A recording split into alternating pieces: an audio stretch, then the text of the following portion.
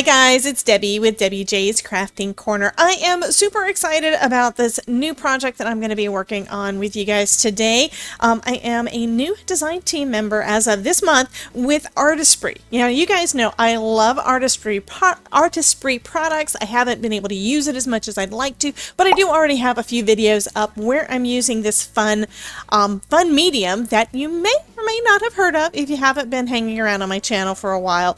Let me go ahead and just explain kind of sort of what it is. Artesprix is iron-on ink. Artesprix is a company here in Florida. Ashley is super sweet. She lives a few hours away from me. At some point I have to go and see their building and everything. That would be super fun. But what Artesprix is, it's basically iron-on ink. You've probably seen where you can sublimate, I don't know, mugs and shirts and all this stuff if you have a special printer where you print out the design and all of that.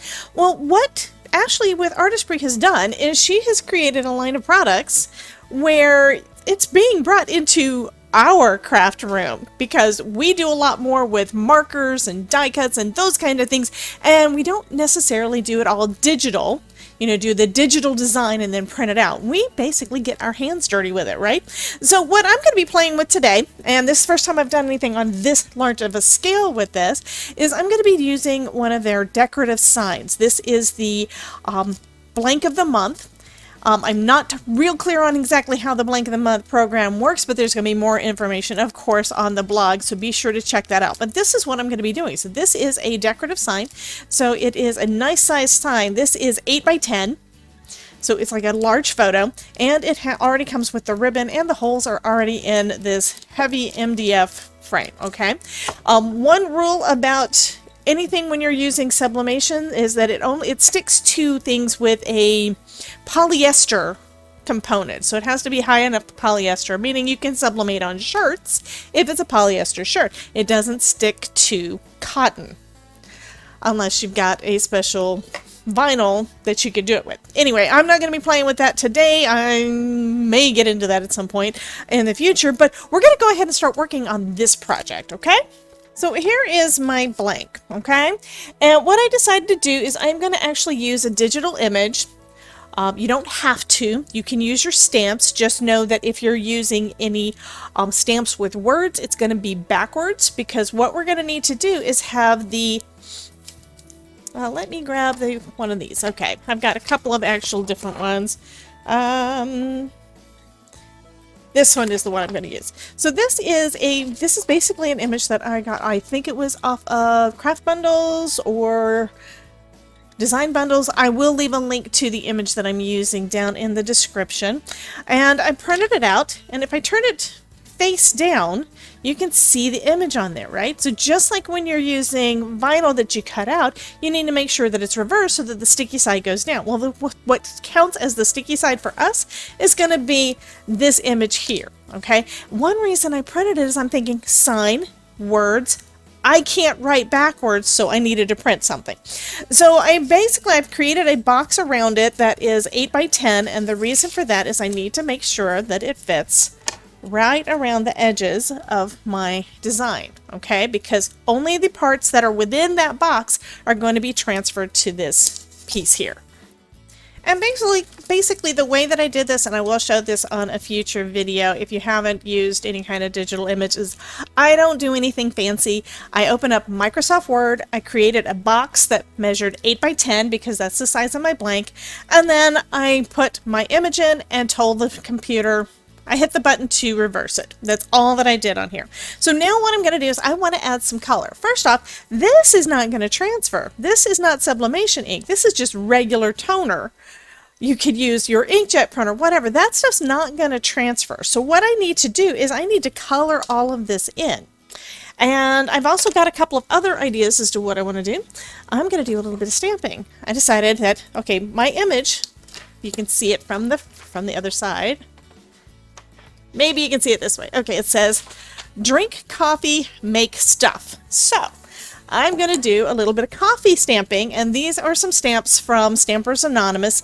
And in order to make it so that it goes the correct direction, because these do have some words on there too, I'm going to have to stamp on the back and then draw on the other side. if that kind of sort of makes sense. So for this part, I can use some just regular ink. I'm going to use some Memento Tuxedo black ink to stamp this first image. So I want to stamp it here, and I need something that's going to be big enough to do that with. I think what I'm going to do, I think I've seen someone else do this, not 100% sure, but you know what? I'm going to experiment. I want the coffee mug to be over here. Let me look through the paper and make sure it's positioned where I want it, because of course the image is on the back. I want it right about here. Okay. So I'm going to be very careful. I'm actually going to tape my paper down, I think, so that hopefully it does not move. I want my image to be right about here. I'm going to use my MISTI just to pick it up. And I'm being very careful not to shift anything. I don't want my MISTI to shift. I don't want my paper to shift, because I want it to go there.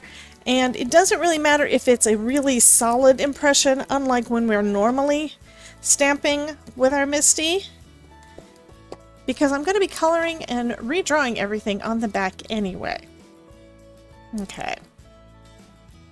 So, go ahead and stamp that down. Okay. Okay, that looks fine. Okay, that is going to look fine. So I'm going to start off by coloring in one of the little hearts. And the only reason that I'm having to do it this way is because, of course, I'm doing words. I'm experimenting first with the heart to make sure I get it all right, and then I can go on to the rest of my design. And I am trying to put plenty of ink down because I don't want there to be a lot of... I don't want the lines to really show from my marker. I want it to be mostly solid. So there you can see that first little heart there. And actually for this part I don't need my light box. I'm going to need the light box when it comes to doing the coffee. There we go. So I'll go ahead and I'm going to do all three of the little hearts in red just to start off with, and then I can figure out what I'm going to do with the words.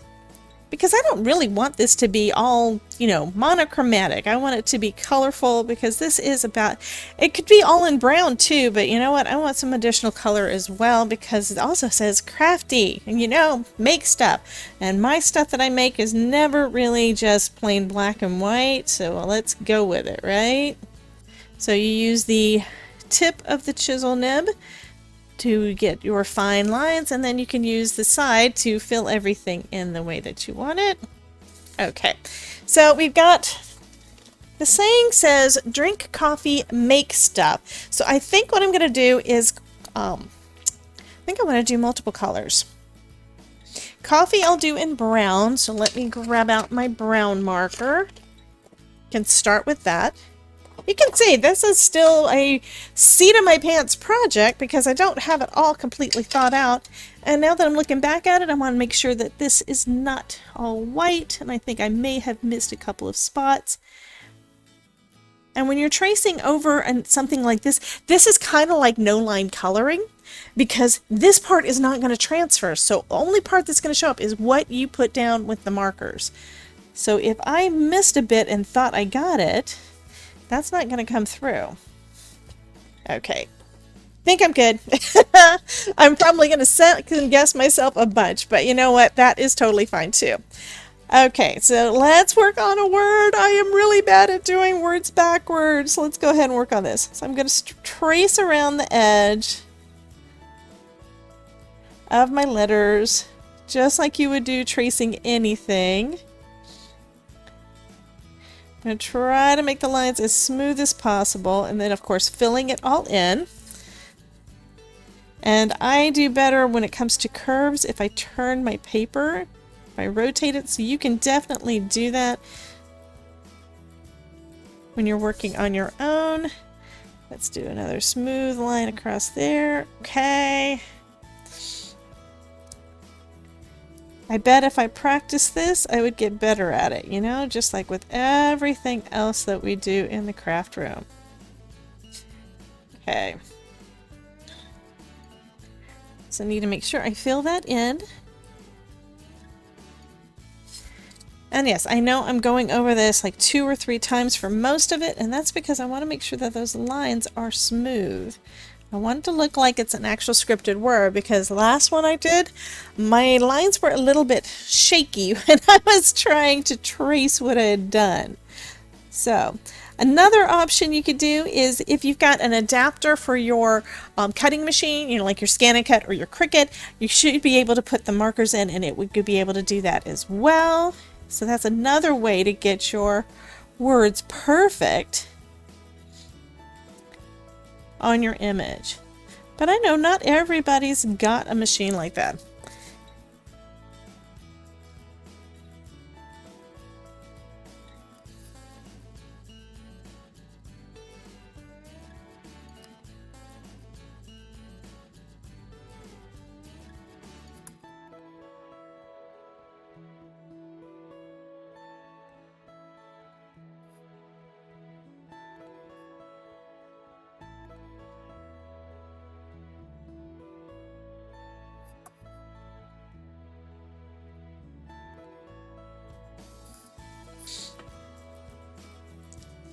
Okay, so we've got the word coffee, we've got our hearts. Next, let's see, what other color do I want to work with? Because the pack of markers comes with a bunch of different, mostly primary colors.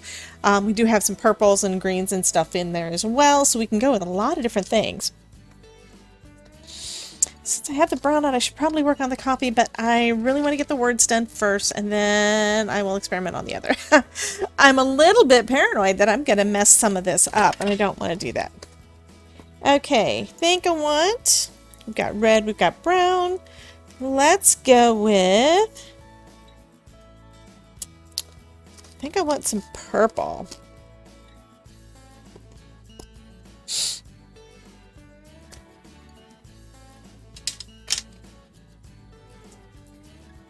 And I think I'm going to do the word make in purple. Have that bright purple right in the middle of it.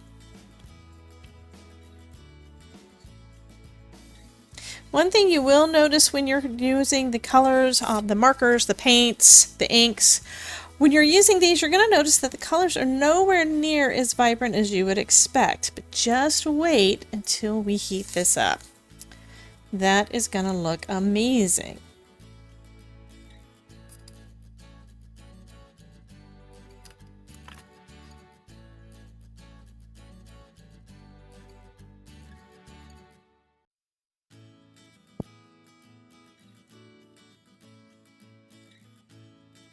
Okay, so we have coffee make.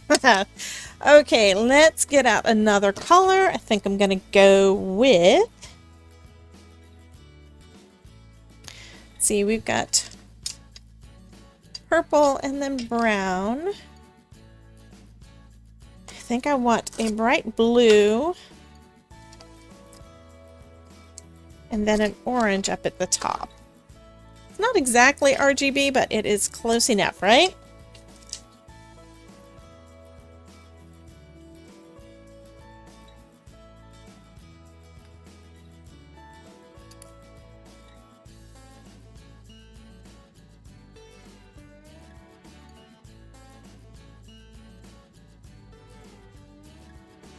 Okay. And next we're going to go in with the orange for the word drink.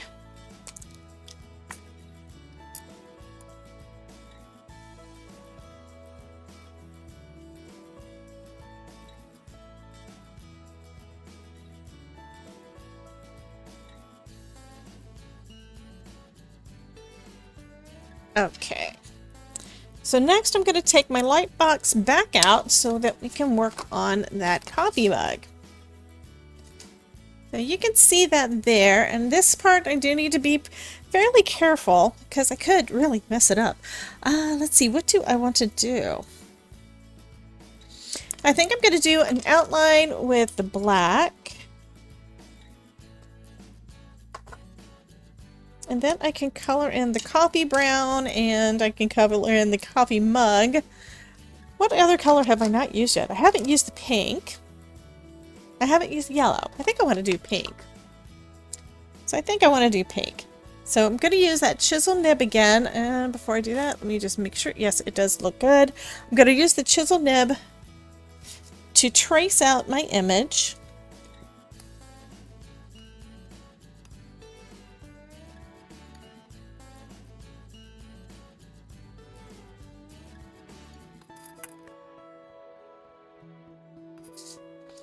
Okay. And I think I do want the steam. So let me go ahead and draw a steam in. Okay. And that's all that I need my light pad for. Just to get that image there. And I could leave it as is, but like I said, I want to do a little bit more. So I'm going to color this one in. I think I said pink, and that is what I'm going to go with. Starting off with some brown for the coffee.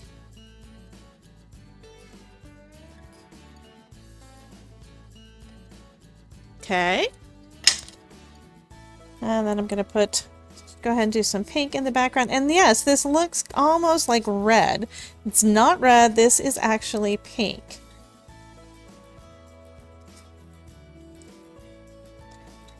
Because that does not look like a pink color that we're used to, right? And because I've only got the one shade of the marker, I'm not going to do any kind of blending like I would normally do with my alcohol markers. I'm just going to color this pink and bold, right?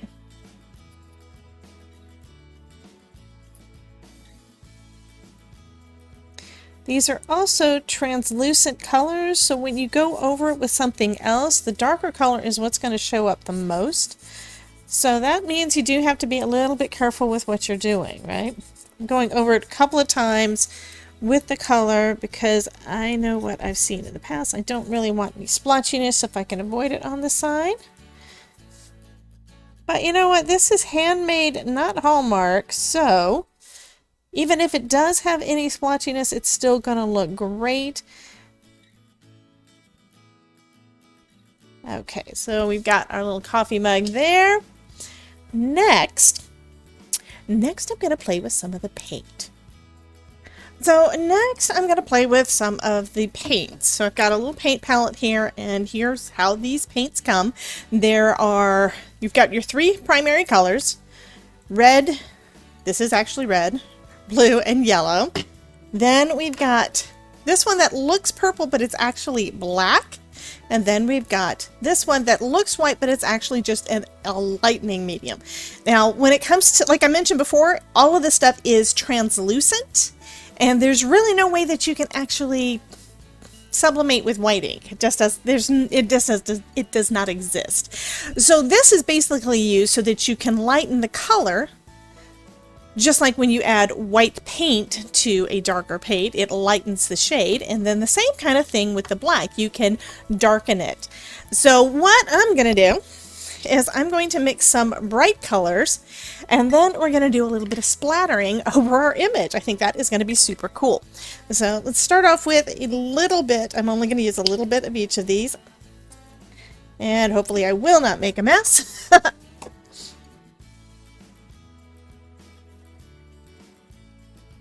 And what I understand is that this paint really goes a long way. So you don't want to use more than you actually need. So I'm only going to put a little bit in here of each of my primaries. So what I think I'm probably going to do is orange and yellow and blue. Maybe some red as well, but I'm just going to start off with a little bit of each of the three, and then I can mix them in the other wells and see what I want. I'm also using some cheapo paintbrushes. I have not really painted with this stuff yet, so I don't want to do anything with my other paintbrushes, just in case. You know, you never know. Okay, and I'm probably going to need to grab a couple more brushes or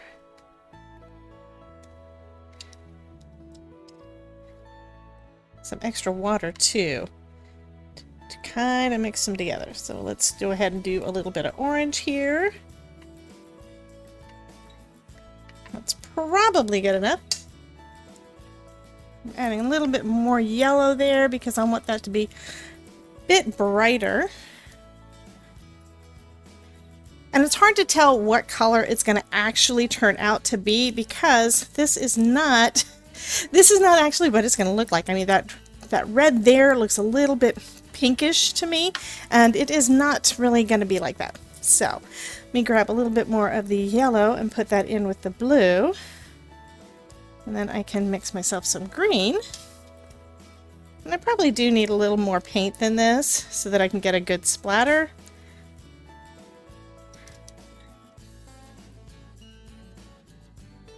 But I've also got some water here so I can clean out my brushes and I can rinse them off and might be able to actually add a little bit more,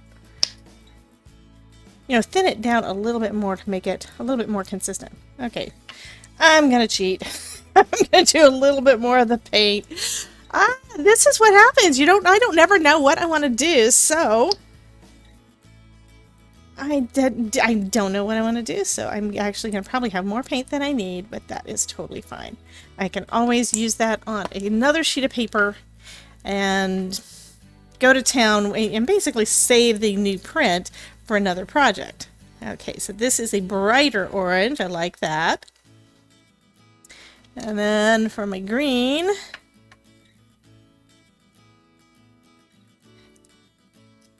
okay, I think that's mixed pretty well. Okay, so now what I'm going to do is I'm going to bring out my splot box.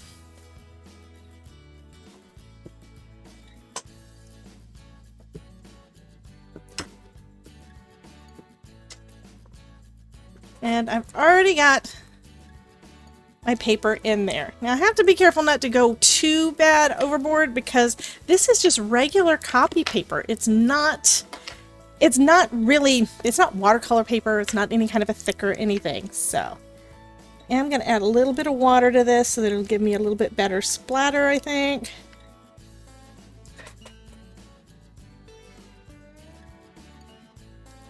Add me some red on there.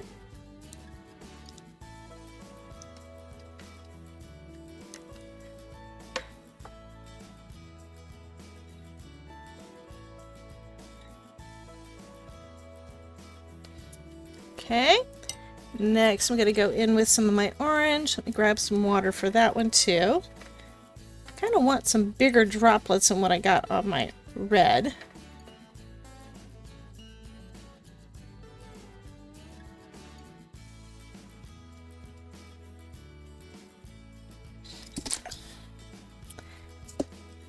Not quite like that though, but that is totally fine. It definitely now looks like I've been doing some messy creating, right?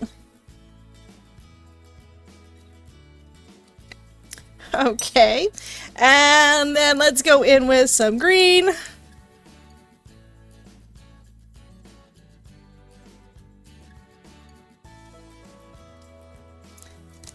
And if it does what I'm expecting it to, the darker colors are going to be showing up much better than the lighter colors. So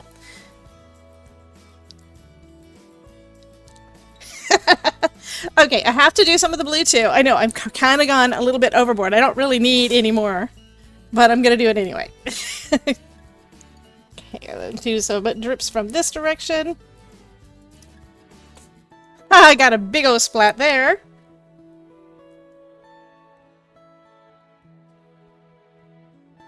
Okay, so that is it. I'm going to put all of these in my water so that they can be cleaning in the brush.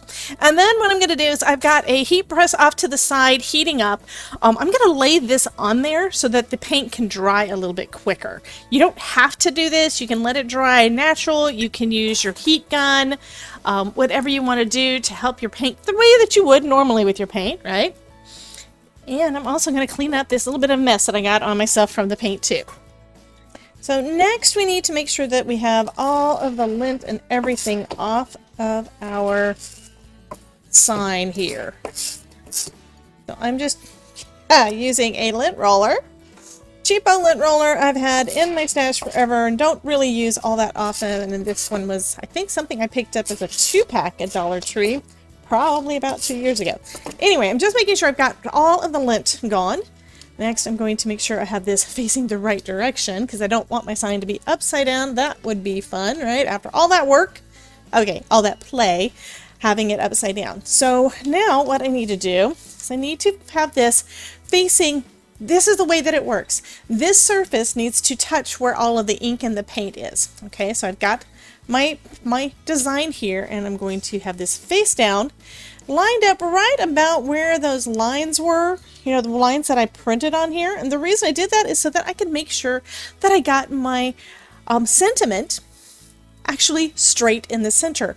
That's something that never ever happens, right? I mean, we on our cards have enough problems trying to get it straight, period. But if you can't see it, how do you get it straight, right? So I'm just lining it up on the edges with the edge of my blank here, and I'm going to take some of this heat resistant tape. This is some heat resistant tape from Artesprix. I am going to use big chunks of it because I want to make sure this stays on there straight. So adhere, basically are going to be adhering. Okay, that didn't work. Need to have enough of it on my blank to be able to work. Okay, I'm going to go at a diagonal. Maybe that will work a little bit better, I think. So I need to make sure that my paper stays flush, stays straight with my blank. And that helps especially if you're using something like a Cricut Easy Press, where it would be easy to accidentally shift things around. You don't want anything to shift.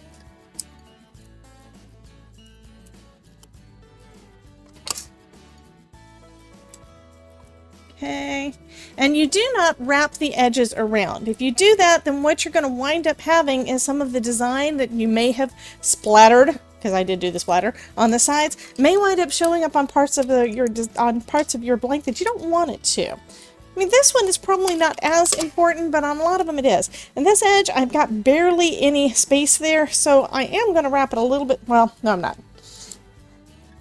I'm going to put my tape down here and get on there just a little bit because that's all the room I've got, right? This probably would have been easier if my paper was bigger, but I didn't really have anything like that. So next I'm going to say, so when you look at it, you can see that's where the design is, and it's going to be on the front of my panel, right? Next I'm going to be creating my sublimation sandwich. Now what that basically means is I'm going to have a sheet of some protective paper. This is protective paper from Artesprix on the top and on the bottom of my design. Okay, now you want your design to be, the paper that has the design is going to be on the top. You start off with your protective paper on the bottom, then you've got your blank, there's the blank, and then you've got your design, and then you've got another sheet of the protective paper. Okay, so that is the way that this sandwich is going to look. For this specific design, you need 105 seconds at 400 degrees. So I'm going to set the temperature on my press to 400. And I'm going to set the time to 105. And now we just wait for it to heat up enough so that I can put this in. So now I'm going to close the press, and I'm just waiting as it counts down from 105. Okay, it's almost done. Okay. So now we're going to take this out and we will take a look and see how this turned out. Okay, now this part is very, very important. I know what you're wanting is for me to just rip this thing right off so we can see what it looks like. Thing is, we want to leave everything taped in place just in case we need to repress. Okay, so let's take a quick little peek and see how it looks. So you can see those colors came through great. Okay, let's take a look and see how everything turned out. Here is the big reveal. Now that turned out pretty cool, I have to admit. This is probably one of the bigger projects that I've done at this point. I'm usually like the smaller size. You guys know me with my cards, but this is cute. This would be great to go on one of the walls in here, or for me to give away. So next, well, we've got, this does have to cool down, but we also have the ribbon, so we can tie that one up without a problem. The ribbon goes right through those holes, and that's going to be it. This is my first project as a new design team member for Artesprix Iron-On Inks. You guys have a wonderful day, and I hope I proved that if I can make this, you can too. Y'all have a great day.